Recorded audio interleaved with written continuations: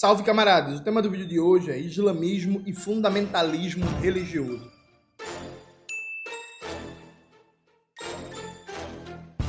Começar propriamente o tema do vídeo do canal, quero muito agradecer a você que ajuda a manter e melhorar nosso canal a partir do Apoia-se. Seu apoio é fundamental para a gente continuar o nosso trabalho. Note, quando se fala da questão Israel e Palestina, é muito comum, enquadrar os palestinos como todos muçulmanos fundamentalistas religiosos. O islamismo, ele é vítima de uma brutal simplificação. Porque quando a gente fala do cristianismo, por exemplo, é natural a gente pensar que o cristianismo tem várias vertentes e diferenças entre si, né? Você tem o cristianismo católico da igreja católica, você tem o cristianismo ortodoxo, você tem as variantes neopentecostais, e aí tem diversos ramos de denominação, tem adventistas, tem um bocado de coisa.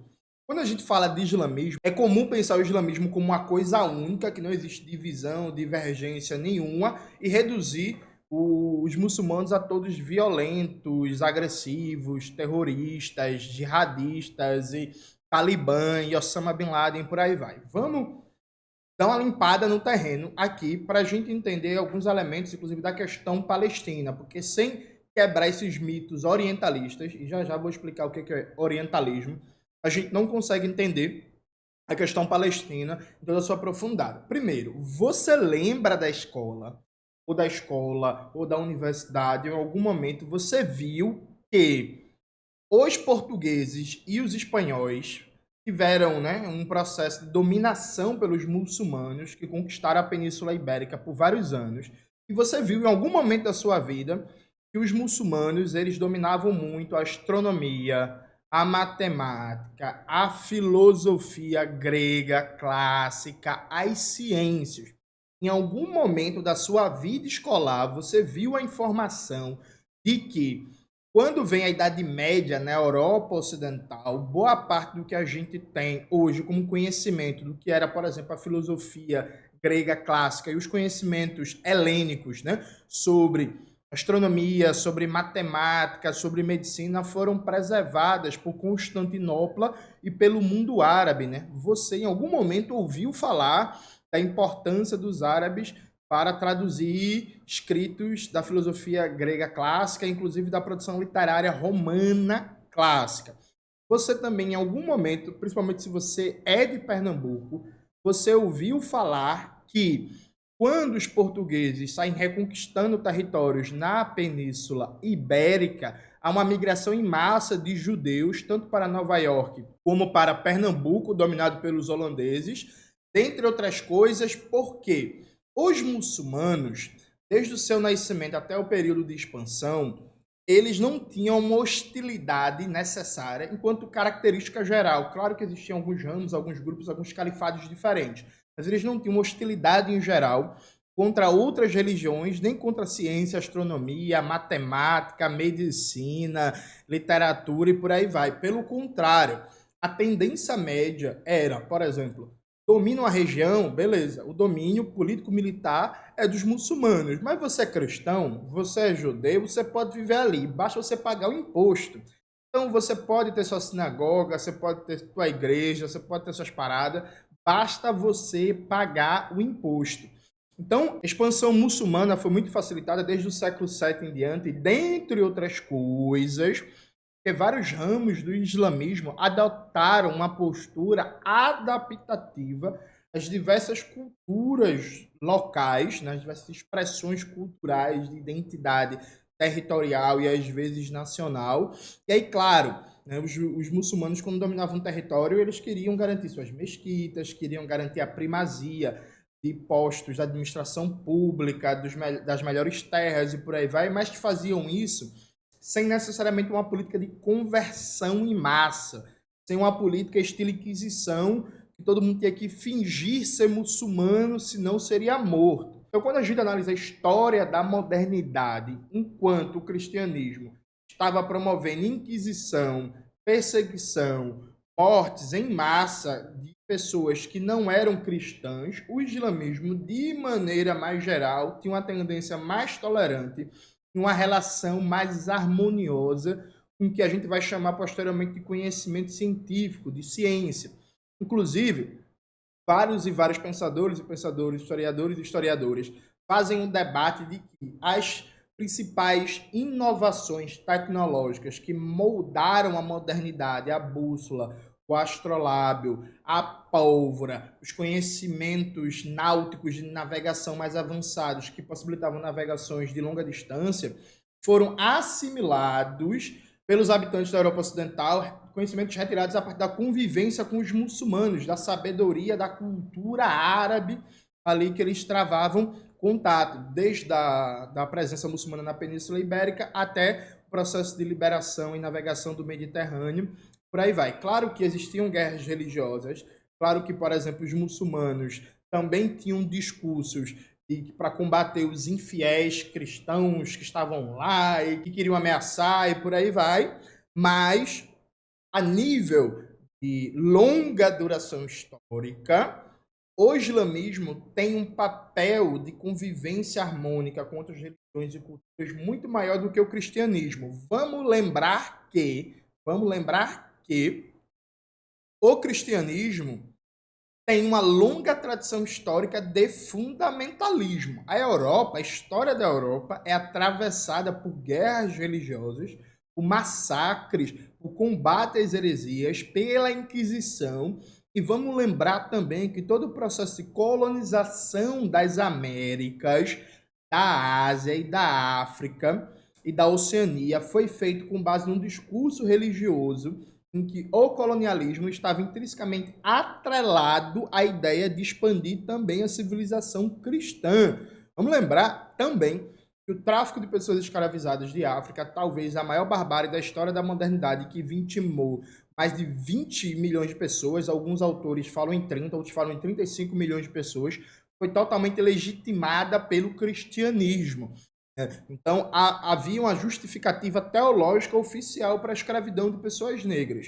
Então, se a gente for pensar em fundamentalismo como uma identidade religiosa que nega, desumaniza e justifica atos de violência e barbárie contra todos aqueles que não são daquela religião, a gente vai ter que necessariamente pensar a história do Ocidente como uma longa duração de fundamentalismo religioso, considerando que desde o século XV e diante, para ficar numa escala temporalmente menor, não dá para falar das barbáries do Ocidente, de colonização, de escravidão, de extermínio dos povos originários, de invasão de vários territórios, sem falar da justificativa teológica da unidade fundamental entre ciência e religião.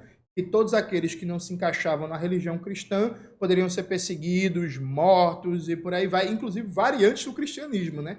Quadrados ali como heresia. Não custa lembrar também, inclusive, que no Brasil, um dos precursores de uma defesa do Estado laico foram os protestantes. Esses protestantes que eram perseguidos, né, pela força do catolicismo que tinha no Brasil no começo do século XX. Então, a história do Ocidente está ligada a uma história de fundamentalismo. Os filósofos iluministas, até o desenvolvimento de uma compreensão científica, moderna, que pregava uma separação total, né, da política e da religião, do Estado e das igrejas, você vai ver filósofos, particularmente franceses, ironizando, atacando o cristianismo, atacando o fundamentalismo religioso, atacando a legitimação divina dos reis, das rainhas, dos estados absolutistas. Você também tem uma longa duração histórica, que vai inclusive até começo do século XX, de uma crítica ao elemento religioso profundamente presente na política do mundo ocidental. É uma falta de laicidade. Um exemplo clássico disso é os Estados Unidos. Gente, os Estados Unidos têm como mito fundador nacional a ideia que eles são um povo eleito por Deus, a ideia que eles são um povo escolhido por Deus. Todo o processo de expansão colonial interna dos Estados Unidos, dizimação dos povos originários, vulgarmente chamados de pele vermelhas, tem uma justificativa teológica e fundamentalista, né? Até hoje, inclusive, todo o discurso político dos Estados Unidos é permeado de um fundamentalismo religioso. Deus salve a América, Deus abençoe a América vai combater o eixo do mal. Lembra do discurso do Bush? A América vai combater o eixo do mal. Ou do Reagan, a gente vai combater o império do mal, os comunistas, ateus, infiéis e por aí vai.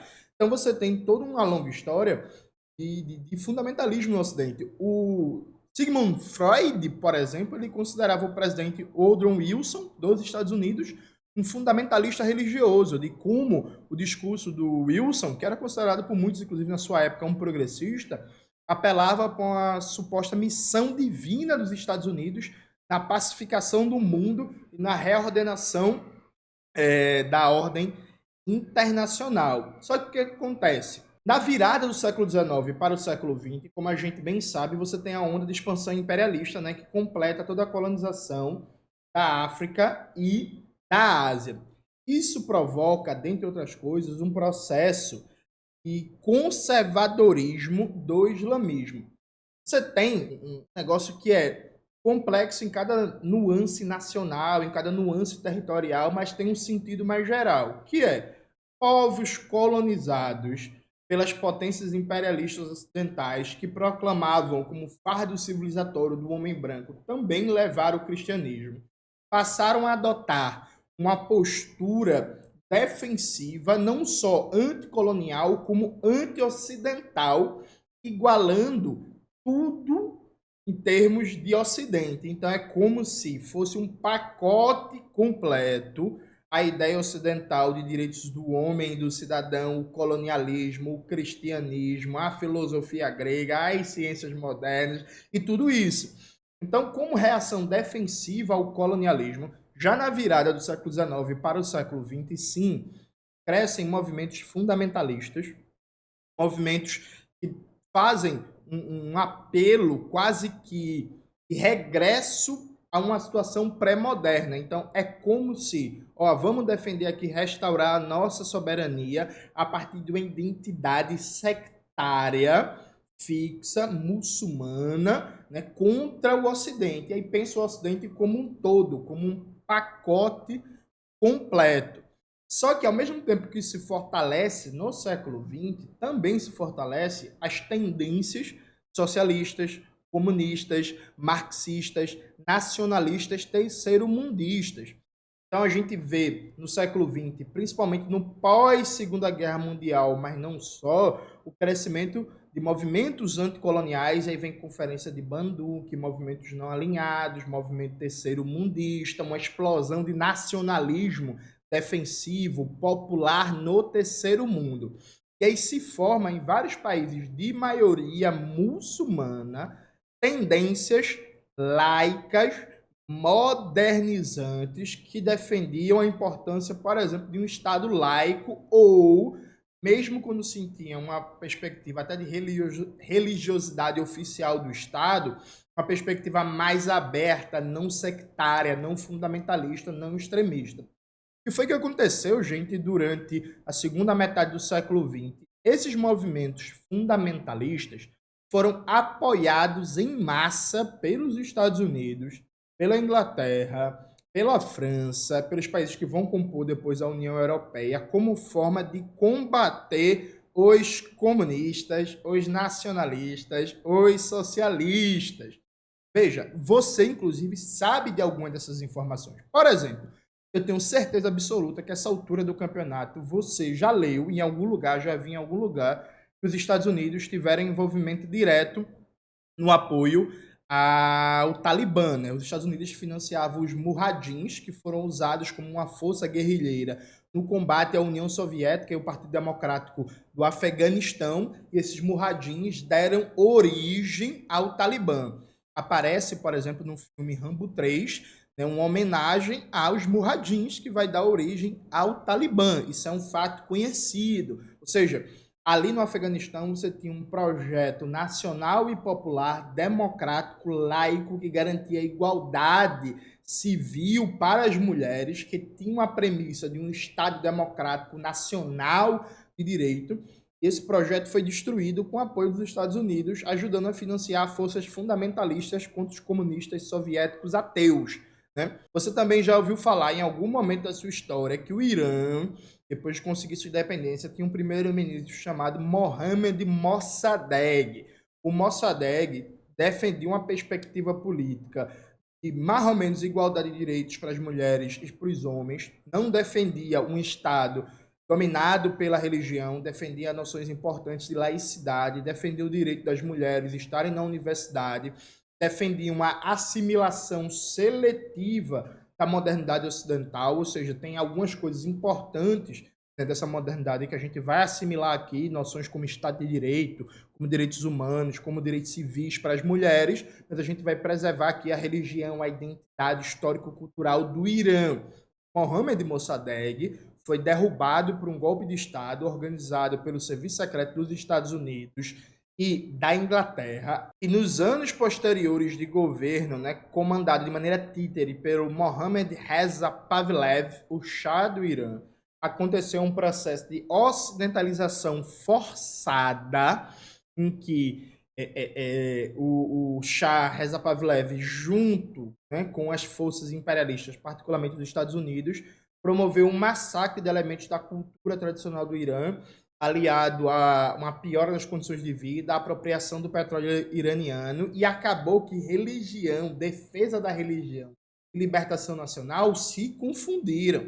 Quando acontece a Revolução Iraniana, porém, contudo, todavia, a despeito disso, você tinha uma força gigantesca do Partido Comunista do Irã, o TUDE.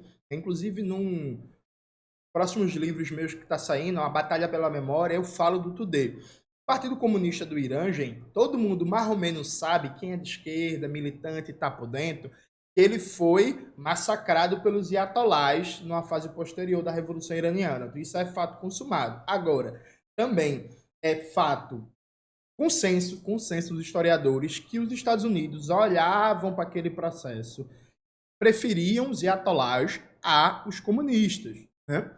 E aí, inclusive, na compreensão deles, uma revolução comandada pelos ayatollahs era um mal menor frente a uma revolução comandada pelo TUDE, que defendia o Estado laico, que defendia a igualdade de direitos entre homens e mulheres, que defendia uma civilização moderna, com todos os elementos de técnica avançada que existia, com igualdade social, com libertação nacional, anti-imperialismo, nacionalização da indústria do petróleo do Irã e por aí vai. Outro exemplo que a gente pode dar, que é bem conhecido, é na Indonésia. A Indonésia é um país gigantesco de maioria da população muçulmana, mas o Partido Comunista era a maior organização entre a classe trabalhadora da Indonésia. O que foi que aconteceu? O Partido Comunista defendia também um Estado laico, igualdade de direitos entre homens e mulheres, direito das mulheres trabalharem, estudarem, fazerem universidade e tudo isso. Os Estados Unidos,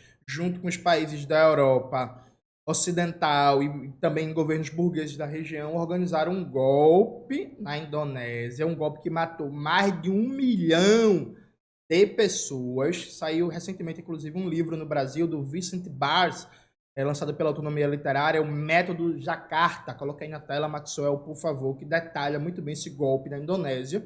Então, foi dado um golpe na Indonésia. A mais poderosa força política entre a classe trabalhadora e o Partido Comunista da Indonésia foi exterminado. Repito, gente, mais de 1 milhão de pessoas mortas. E hoje, na Indonésia, o islamismo conservador, extremista, fundamentalista, tem muita força e defende, inclusive, mudar a Constituição do país para tornar o islamismo a religião oficial, a religião do Estado. Eu não sei como é que está isso hoje, não parei para dar uma pesquisada, mas eu lembro que há uns 2 anos atrás eu estava lendo sobre isso, estava crescendo muito na Indonésia. A gente pode multiplicar os exemplos ao infinito. Vamos ler aqui trecho do Domênico Lossurdo, no livro A Linguagem do Império, em que Lossurdo sintetiza isso aqui que eu estou falando para vocês. É na página 69, em que diz o Lossurdo: essa alternância de movimentos que tiraram inspiração do Ocidente ou de certas correntes ocidentais de pensamento e movimentos fundamentalistas continua a manifestar-se ainda hoje. As tentativas de modernização e de emancipação que cada vez mais se exprimiram no mundo islâmico, Mossadegh no Irã, que a gente acabou de falar, Nasser no Egito, Yasser Arafat na Palestina, o grupo dirigente filosoviético que por algum tempo governou o Afeganistão. O Ocidente respondeu opondo-se não só no plano diplomático-militar, mas muitas vezes também mobilizando contra elas o tradicionalismo religioso. Este, porém, acaba na maioria das vezes passando por um desenvolvimento que conduz a abandonar o quientismo e assumir uma militância de tipo fundamentalista. Gente, esse é um dado fundamental do século XX. O governo Nasser no Egito, o imperialismo mobilizou grupos fundamentalistas para enfraquecer. O governo Muammar el-Gaddafi na Líbia, o imperialismo mobilizou desde sempre grupos fundamentalistas para enfraquecer o governo Gaddafi. E recentemente, em 2011, terminou com um golpe na Líbia, a morte do Gaddafi e a entrega da Líbia a diversas facções e grupos fundamentalistas.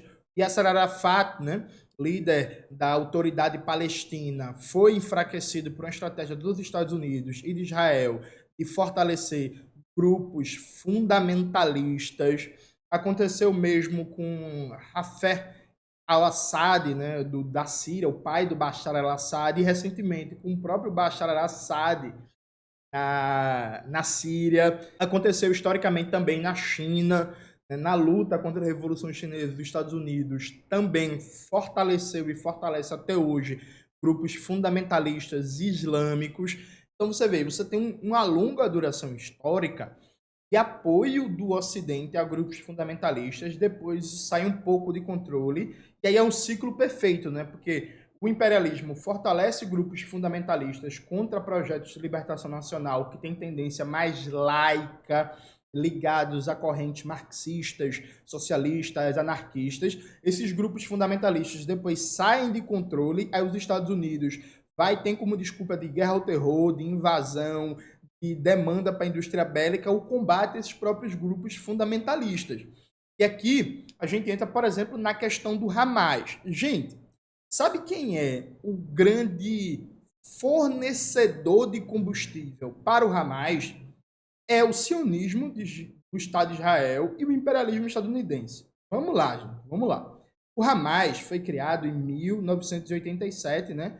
Como eu falei no vídeo anterior. O Hamas teve como grande fundador o Ahmed Yassin. O Ahmed, ele recebeu apoio de Israel, recebeu financiamento de Israel para montar suas iniciativas de clubes, espaços de recreação, hospitais, creches e tal, ligados a uma perspectiva mais fundamentalista islâmica. Como eu já disse no meu vídeo anterior de ontem, não é que Israel tenha criado o Hamas. Eu acho, me parece, até que alguém me prove o contrário, mas me parece um exagero dizer que Israel criou o Hamas. Mas, inegavelmente, Israel fomentou a base social que deu origem ao Hamas, do mesmo jeito que os Estados Unidos financiaram, fomentaram a base que deu origem ao Talibã, financiando, apoiando, treinando os murradins do Afeganistão. Pois bem, o Hamas ele ganha força dentro de uma lógica que não existe saída negociada para o conflito. Então veja, o Hamas surgiu em 1987, né? Já tinha uma questão palestina há décadas, e os palestinos só perdendo território, os palestinos só apanhando, só sendo massacrados, humilhados, atacados, presos, violentados, assassinados, e nada dos fóruns internacionais darem respostas. Para vocês terem uma ideia, a Palestina foi aceita como Estado observador na ONU só em 2012. Então, veja, a Palestina passou décadas sem nem sequer ser aceito como Estado observador na ONU. Aliás, é isso, o governo israelense, né, o Estado de Israel, com uma política cada vez mais violenta, cada vez mais dura, cada vez mais intransigente, convence cada vez mais palestinos que a luta armada, como pregada pelo Hamas, nas táticas do Hamas, é a única solução. Tem gente que quer negar o fato que é claro que não é uma ligação direta, sem mediação, mas o governo de Ariel Sharon, de premier de Israel, de 2001 a 2006, foi um dos mais sanguinários da história recente. E aí, gente, quando é que o Hamas derrotou o Fatah na eleição na faixa de Gaza? Em 2006. Quando foi o governo Ariel Sharon? O governo Ariel Sharon foi de 2001 a 2006. Tem gente que quer negar a influência entre o fortalecimento do Hamas e o governo de Ariel Sharon, mas isso é tipo negado, né? Negar, gente, desculpa, viu? Negar que a Terra é redonda, sabe? A Terra é redonda, gente. A Terra não é plana. Em um vídeo recente, inclusive, eu fui falar isso e eu me confundi. Eu falei que a Terra é plana. Não, gente. A Terra é redonda. Então, cada vez que todos os canais diplomáticos, todos os canais de negociação são fechados, cada vez que Israel persegue uma política cada vez mais violenta, mais agressiva, sai tomando territórios da Palestina, sai ampliando suas faixas de colonização, isso convence cada vez mais palestinos que a única forma de conseguir sua libertação é num processo de confronto militar aberto. Isso convence cada vez mais os palestinos que não há possibilidade de diálogo, de mediação, que não há jeito de resolver a questão palestina, de garantir a libertação dos palestinos, do que uma alternativa tal qual a do Hamas. E aí, veja, gente, quanto mais barbárie, mais violência, mais atrocidades comete Israel, mais adesão ganha a retórica do Hamas. Porque, veja, tem gente falando que o Hamas tem um discurso antissemita. Tem. Tem gente falando que o Hamas é um grupo fundamentalista. Também acho que é. Tem gente falando que o Hamas tem perspectivas, por exemplo, para mulheres muito problemáticas. É inegável, gente. Ó, gente, o Hamas é uma merda. Eu já falei isso várias vezes. Se eu vivesse na Palestina, era provável, vivesse na Palestina e fosse comunista como eu sou aqui no Brasil, era provável que o Hamas quisesse me matar, tá ligado? Eles não gostam de comunista, não, tá ligado? Então, é isso. É inegável os problemas do Hamas. É inegável. O X da questão é que a gente não pode ter um pensamento abstrato, que é pensar assim: ah, o Hamas é ruim, estão os dois lados errados. Veja, o Hamas surgiu em 87. O que foi que possibilitou o surgimento do Hamas? O que foi que possibilitou o crescimento do Hamas? E aqui entra justamente o orientalismo que eu falei para vocês no começo do vídeo. É muito fácil fugir de uma análise séria, de uma análise histórica, que mostre como as ações de Israel, inclusive, ensejaram um fortalecimento de um discurso fundamentalista, porque a gente aprende desde cedo, de uma maneira tosca, que todo muçulmano é violento, que todo muçulmano é terrorista. Veja, gente, o mundo tem mais de 1 bilhão de muçulmanos, né? A maioria dos muçulmanos são pessoas pacíficas, são pessoas que não têm simpatia nenhuma por violência, embora estejam em países colocados em contexto violento por causa das ações do imperialismo. Mas quando a gente retrata os muçulmanos sempre como violentos, sempre como brutais, sempre como bárbaros, como é muito bem demonstrado e provado no belíssimo documentário Filmes Ruins, Árabes Malvados, disponível no YouTube, coloca aí na tela, Maxwell. Esse documentário mostra que Hollywood, a indústria cultural dos Estados Unidos, há muitas décadas retrata os árabes como cruéis, como desonestos, como malvados, como sanguinários, como bandidos e por aí vai. Quando você retrata isso, meio que encaixa a narrativa. Ah, o Hamas é violento, o Hamas é muçulmano, os muçulmanos são violentos, não tem muito o que explicar. Né? Não tem muito o que explicar. É isso. Palestinos são violentos, muçulmanos são violentos, Israel tem que se defender e acabou a história. Isso acaba encaixando dentro do conceito de orientalismo. O que é orientalismo?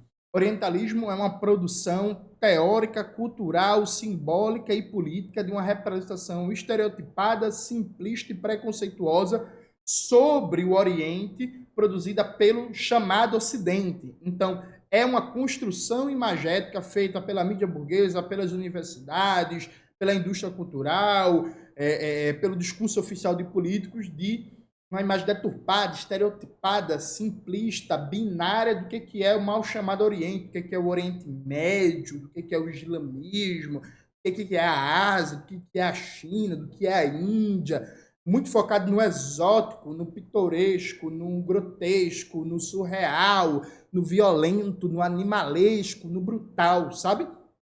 Então a gente acaba não se fazendo essas perguntas, gente. Tipo assim, galera, não, beleza.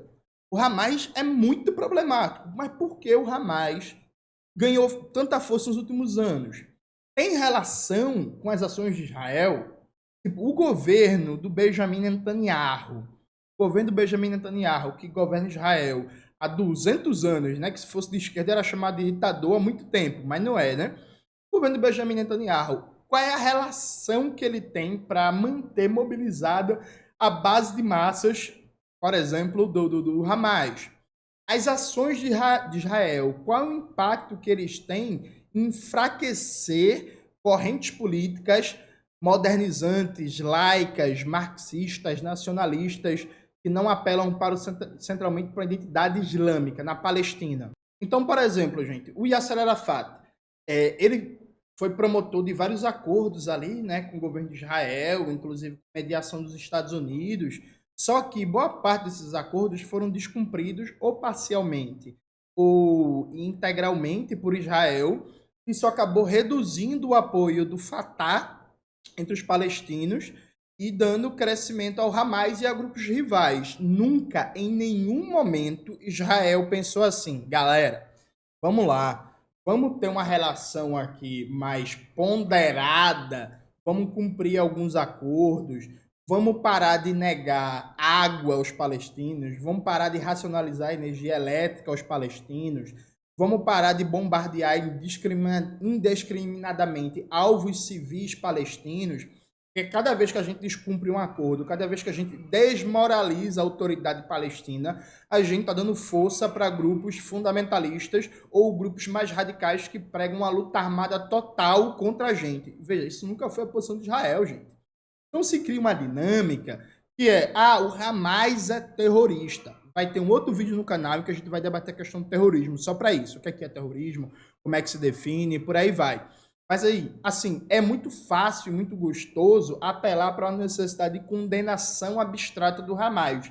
Condenar abstratamente o Hamas não resolve a questão e não explica em absolutamente nada como o islamismo historicamente tolerante, plural, se transformou a partir de algumas vertentes que não são majoritárias, uma religião com elementos bastante sectários e fundamentalistas. E também tira de tela debate mais amplo sobre fundamentalismo. Então se fala de fundamentalismo no singular, só referente ao islamismo. E é até curioso a galera viver no Brasil e só pensar o fundamentalismo quando fala dos muçulmanos, né?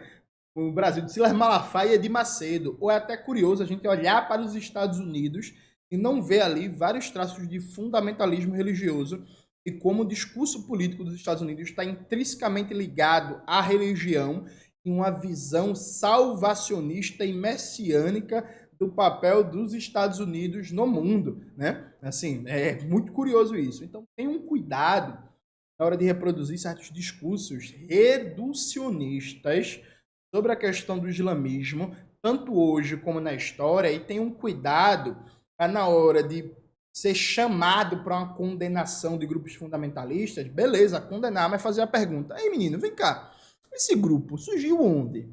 Que contexto? Por que ele ganhou força? Com apoio de quem? Como é que é isso? Porque normalmente, na história de praticamente todos os grupos chamados de fundamentalistas religiosos, vocês vão achar na origem um apoio do imperialismo e do Ocidente para combater algum grupo nacionalista ou comunista.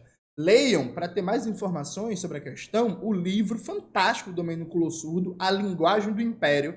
Tem um capítulo inteiro debatendo o fundamentalismo religioso e vai mostrando como, né, o fundamentalismo deixa de ser um fenômeno de várias religiões, inclusive do cristianismo, e no decorrer do século XX, para enfrentar correntes terceiro-mundistas e nacionalistas, o fundamentalismo é resumido só a os muçulmanos. É isso, galera. Espero que vocês tenham gostado do vídeo de hoje do canal. Não se esqueça de se inscrever no canal, ativar o sininho, curtir esse vídeo, compartilhar e tudo isso que vocês já sabem. Um beijo e até a próxima.